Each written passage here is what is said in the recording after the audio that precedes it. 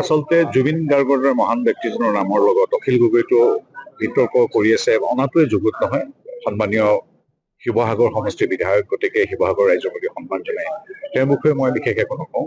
কিন্তু সমগ্ৰ অসমৰ মানুহ ৰৈ আছো, আমি পৰিয়ালৰ মানুহবিলাক বন্ধুবিলাক ৰৈ আছো যে চাৰ্জশ্বিটখন দিয়ক। অসম আৰক্ষীকে আমি ধন্যবাদ জনাব লাগে যে ইমান কষ্টৰে তেওঁলোকে এখন চাৰ্জশ্বিট দিছে। এতিয়া আমি ন্যায়পালিকাৰ ন্যায়ৰ অপেক্ষাত আছো। এগৰাকী গুণগ্ৰাহী শ্ৰোতা হিচাপে, জুবিনৰ শৈশৱ কৈশোৰৰ বন্ধু হিচাপে মই সেই দিনটোৰ অপেক্ষাত আছো যিদিনাখন ন্যায়পালিকাই ৰায় দিব। গতিকে বাকী তেওঁলোকে বিতৰ্ক কৰিব বিচাৰিছে, ৰাজনীতি কৰিব বিচাৰিছে, এইবিলাক তেওঁলোকৰ কথা। তেওঁলোকৰ লগত যদি আমিও যদি এইবিলাক জুবিন গাৰ্গৰ দৰে মানুহ এজন যি ৰাজনীতিৰ পৰা শত যোজন আঁতৰত, তেওঁক যদি এইবিলাক বিতৰ্ক ৰাজনীতিলৈ আনি এনেধৰণৰ কথা পতা হয়, অখিল গগৈ আৰু মোৰ মাজত একো পাৰ্থক্য নাথাকিব। গতিকে মই নকওঁ অখিল গগৈ হয়তো জুবিনক ভাল পায়, মই নাজানো। কিন্তু জুবিনক লৈ বিতৰ্ক, জুবিনক এটা ৰাজনৈতিক ইছ্যু বনাবৰ কাৰণে গৌৰৱ গগৈ অখিল গগৈয়ে যি কৰিছে, এইটো মই একেবাৰে মানে কি মোক সাংসদ মন্ত্ৰী এইবিলাক বাদ দিও, এগৰাকী জুবিনৰ বন্ধু গুণগ্ৰাহী অসমীয়া মানুহ হিচাপে, অসমৰ লাখ লাখ কোটি কোটি জুবিনৰ গুণগ্ৰাহী হিচাপে এইটোৱে ভাবো যে জুবিনক জুবিন হৈ থাকিবলৈ দিয়ক। শাস্তি যি দোষী তেওঁ পাব লাগিব। জুবিনৰ সৃষ্টিৰে যে জুবিনৰ সত্তা, জুবিনৰ ব্যক্তিত্ব লৈ আমি অসমবাসী আগুৱাই যাম। আৰু অসমবাসীয়ে সদায় শিল্পীক প্ৰাণত ৰাখিব জানে।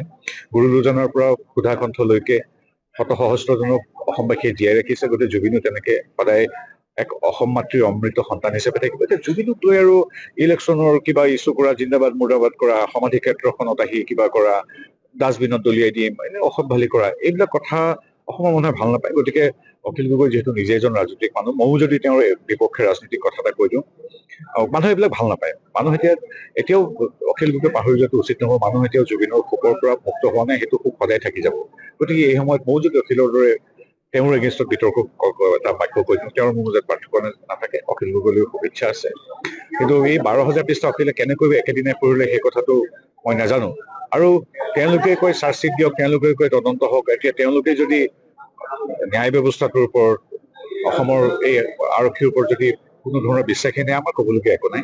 আমি এগৰাকী মন্ত্ৰী হিচাপে, এগৰাকী বিজেপিৰ কাৰ্যকৰ্তা হিচাপে, এগৰাকী অসমীয়া হিচাপে আমি সেই দিনটোৰ অপেক্ষাত আছো, যোনদিনাখন জুবিনৰ এই মৃত্যুৰ সৈতে জড়িত যিবিলাক দোষী তেওঁলোকে শাস্তি পাব। কিন্তু মই জুবিনৰ কৈশোৰ বন্ধু হিচাপে মই এটাই কথা কওঁ, জুবিনকো কোনোবাই মাৰিব পাৰে, মোৰ মানে এইটো কিবা মানে কথাটো কিবা হেৰি নহয়, নাই বিশ্বাস নহয়। এইটো কেনেকুৱা মানে, এইটো জুবিনৰ দৰে এজন মানুহে যাক লোকক ভাল পাই জীৱনটো পাৰ কৰি দিলে, তেওঁৰ বিপক্ষে বেয়া কথা চিন্তা কৰিব মানুহ যদি পৃথিৱীত থাকিব পাৰে, মোৰ এতিয়া এইটো মই নিজকে বিশ্বাস কৰিব মানে মই ধৰিব পৰা নাই যে এনেকুৱা সম্ভৱ নে। কিন্তু এতিয়া সময় কব, অসমৰ ৰাইজ আছে, ন্যায়পালিকা আছে। আমি সেই দিনটোৰ অপেক্ষাত, যিদিনাখন আমি দেখিম যে শাস্তি পাইছে।